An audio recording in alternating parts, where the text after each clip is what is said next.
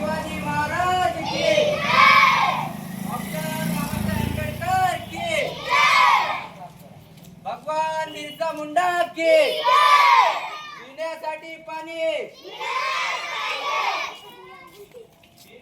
पाणी वगैरे काहीच असं नाही बोलायचं. काय बोलायचं? पाणी आमच्या हक्काचं, पिण्यासाठी पाणी. रामरामजी.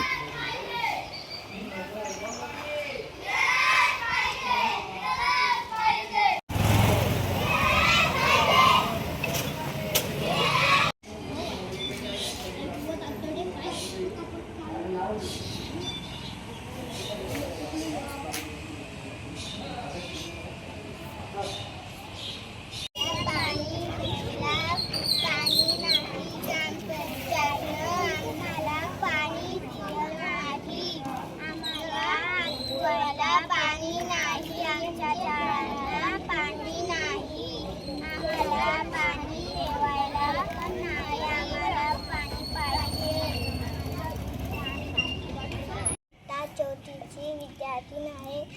मी इयत्ता पहिलीतून चौथीमध्ये आली, पण आम्हाला पिण्याला पाणी भेटलं नाही. आम्हाला जेवण करताना हात धुवायला पाणी भेटलं नाही,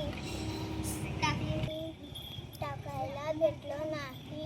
मग आम्ही शाळेत जाऊन काय करणार? माझे नाव कृष्णा ठाकरे. मी कापडण्या गावामध्ये खाजानाई नगरमध्ये राहतो. आमच्या खाजानाई नगरमध्ये मराठी शाळा आहे. ही शाळेमध्ये अनेक दिवसापासून पिण्यासाठी पाणी नाही आणि हात धुण्यासाठी बी पाणी नाही आणि स्वच्छतागृहासाठी अनेक दिवसापासून पाणीच नाही आहे.